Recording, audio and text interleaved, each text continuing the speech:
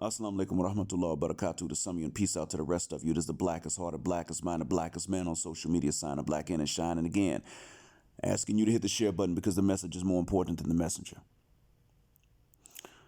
In this message, there are two titles for a reason. Well, two subjects in the title for a reason. And they're going to tie into each other. And I'll try to make this quick.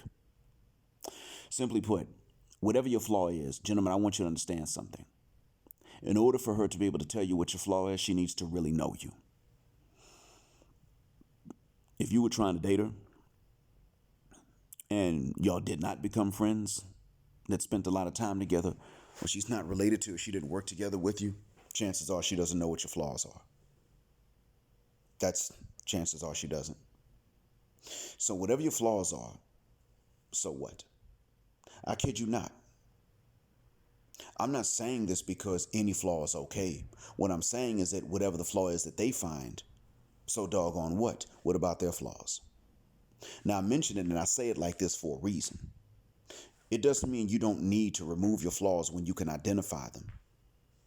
I'm saying it because, you see, nobody's identifying their flaws to them when they're nice to look at.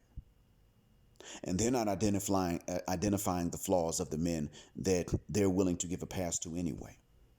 Giving these men the impression that when it comes to women, they have no flaws. And yet these men oftentimes wind up with the most flaws because they don't have to be any better than they don't even have to be half of what you are as far as substance goes. Things that really matter. We know this. So I say that because they're looking at your flaws and they're scrutinizing you to find flaws so much so. If they're even so much as a 5, they're doing this. And they're doing this so much so that whatever flaw they told you, you could simply erase. And imagine you didn't have that flaw and it would just be another flaw. So what I mean is if they say, well, you're insecure, then if it wasn't that, you would be too arrogant. That's it. What's another one? You get the idea. It's always something. It's always going to be something. So while you can work on yourself, you must understand that it's always going to be something with them. We've seen that with Nicole Lowry Parker, Giselle Bundchen, Aisha Curry, and Tina Knowles. We saw that. So at the end of the day, that's all it's going to be. It's always going to be something, partially because you're human, but also because they're more flawed than you. So I'm saying that for this reason. That is the ultimate game that they're running. C Boogie already done said they got a mask on. And under that mask is fear, doubt, and insecurity. Well, if they're so full of fear, doubt, and insecurity, how dare they make any remarks about your confidence or lack thereof? They don't have the right to judge that if this is what's underneath their mask. And the mask, you can actually see it. It's called makeup. So that being said, we now understand that they're flawed. Now, how is it that we take that power to play that game out of their hands? Really, how do we take the power to play that game out of the young girls' hands that are going to school with your young brothers, cousins, nephews, and sons? Here's how you do it. You fast. Why do I say that? Easy. I'm doing it now because it's Ramadan. Fast. Now you can ease your way into it. You could start with a 6 hour, then work your way up to 8, and then work your way up to 10, work your way up to throughout the day like we do, but fast. There are ways to do it. You're going to have fasting breath in the beginning. Matter of fact, you may have it for a while. What you do to beat that or to help mitigate that from the very beginning is when you do eat that meal, like in the early morning when you eat before you start the fast, you then brush your teeth after you've eaten and then scrape your tongue too. Because that's going to be, a lot of the fasting breath is going to come from 3 things: the stomach, between your teeth, and your tongue.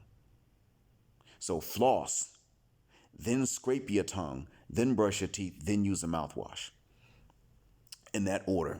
Again, floss, scrape your tongue, brush your teeth, and use a mouthwash in that order. That's going to keep your breath fresh for quite a while till your mouth starts to just get dry. Even then, you could swirl some water, spit it back out to take the dryness out. You're not going to want to talk that much unnecessarily anyway. And you're not going to want to talk that loud or that fast unless you just don't have time. So in other words, in your natural state, you would be silent. And when you do speak, if you have the option, you would speak low and slow.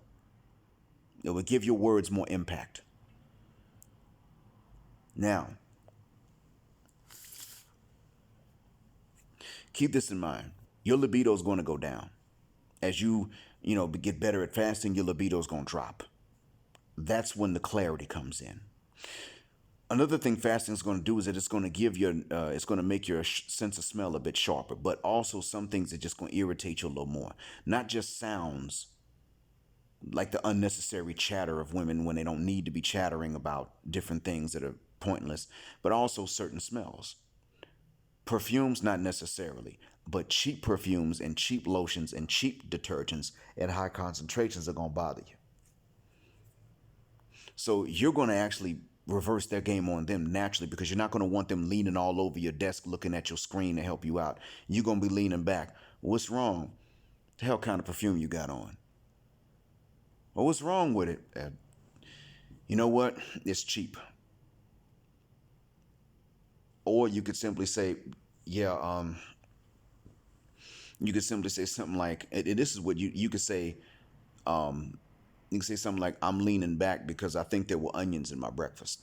I think my omelet had onions in it this morning. So I'm leaning back. And they're going to check their breath too, just naturally, because they got the insecurity. Now, that's a smart and considerate thing to do, but you got ways to deal with it. But the point is, you're going to be leaning back.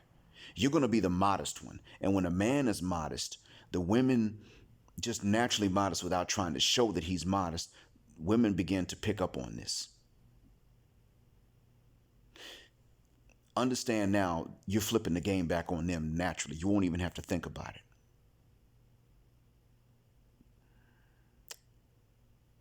Over time, as this becomes a part of you, they're going to develop a respect. Now, they may pursue you, they may not. A few will, most won't. However, they will respect you. And the ones that don't pursue you, it won't make a bit of difference no way, because remember, your libido's dropping. It's going down. You don't lose it altogether, but it will drop. It'll be greatly reduced, and you will be able to see through things. You'll be able to see through the BS. It's like having that post-nut clarity, but it's extended. You're going to notice when they're talking about BS, you're going to notice that they're immature for their age. You're going to notice that they're self-centered, but still insecure. That's what you're going to know. You're going to notice that you are an adult and they are children. And you're going to ask, why are they so childish? And the answer for that is very simple: because we let them be. The elders told us to simp anyway and make it too easy for them, while they make it too difficult for us. So we followed that stupid advice when we were younger. We carried it into these current ages that we are now, 20s, 30s, and 40s, and it's made it too easy for them. And so they never really had to grow up and act their own age to find a penis. So, they could reproduce and put their genes into the next generation without actually being an adult psychologically, because we allowed them to. And we did that because the old niggas told us that that's what we should have been doing. So you'll be able to understand all of this because you fasted. So the next time one of them does say something about, well, you're this way, you could simply say, of course I am. Because if you didn't think that, you would simply think the opposite. I was too much of the opposite. That's all. What do you mean? Well, it's simple. If I am that way or not, I can't tell by listening to you, because frankly, you're programmed to think that I'm too much one or too much the other, too arrogant or too insecure. I mean, how often do you walk up to a guy and say, you've got the right balance of self-assessment. You're not insecure and you're not narcissistic and arrogant. How many guys would you ever say this to? How many guys do you even think this about, to be honest? They're going to lie and say, oh, actually, I think this way about most guys. It's just you. They're going to try to put that on you at first. And that's when you say, but you're going to see the hesitation. And you're going to say to them, I would believe you, but the problem is you hesitated to say it. This means that you now understand. Now you're aware that you always got something to say about some guy. Now, I'm not talking in the context of you approaching her and her making these assessments. I'm talking in the context of just when they decide one day in a conversation about something, they're going to want to correct you. Maybe y'all get into a discussion about polygyny at your job or something like that. And you're just like, it's really up to the women. There are women that can't stand a man that they're not sharing. And then there are women that can't stand to share a man. So it's really up to the women. That's it. You could simply say that, oh, you a narcissist, see? Nothing I said depicts or betrays narcissism. So if you didn't say I was narcissist, then you say I was insecure. You ask the question, how many guys do you walk up to and say, you know what, you're actually very balanced in your self-assessment? And I'm talking even in that case. Simply put, they're just not going to be able to psychologically dominate you at all. You wouldn't be able to simp because you'd be too irritated. It would be BS for you to simp. And you'd be too irritated by any kind of BS. And as a matter of fact, when you're hungry enough, the way for her to get your attention is not going to be with a low-cut dress. You would notice that she's got a low-cut dress on. And, oh, man, them breasts are big. They're nice to look at, but I'm too tired for that mess now. She would get your attention if she came in with a sandwich and a big old drink. Then she would have your attention. You understand, gentlemen? So that fasting, it does a lot. And I'm going to talk more about that during this month. So anyway, gentlemen, I hope that what I've said one day will not be relevant, but in the meantime, I hope it helps. But y'all need to try this, and you need to hit the share button on this and tell this to some other cats too. And ask the Muslims about this, the ones that you know, and ask them to tell some other people about it. Because believe you me, it does work. Oh, believe you me, it does work. This is around the time when it's around this time of year that a lot of single Muslim women wish they had husbands, and a lot of single Muslim men say, you know what, I don't even care if I have a wife or not. Some people say, I know of some Muslim guys that never got married. Sometimes they're even imams and shuyukh, like really religious guys. Why don't they? I understand now. They fast. They're focused on something and they fast. And they learn what these women are like, and they say, you know what, it really ain't even worth it. It's just not worth it. A student of mine told me that one of his uncles never got married. He never married, and he lived to be right at 101. And he kept his mind was sharp and everything else. Then he got old, he passed away, and they buried him. But up until that point, his mind was always sharp. And so a lot of my students, and this is in a sexually repressed country, so to speak, but a lot of my students are beginning to say, you know what? It's very stressful. To try to get married is very stressful. What does she have to do? Nothing. What do I have to do? Everything. Everything. And the one thing that she has to do, which is bend over the couch, the women in the Gulf are not even known for being very good at that. And these guys are just like, forget it. If I do marry, I ain't marrying a woman from here. And a lot of these women wind up single. And trust you me, when they do wind up single, they can do some depraved things trying to get off. And we know that there are some of them that are like that because we teachers here, foreign teachers, sometimes we get approached by these women.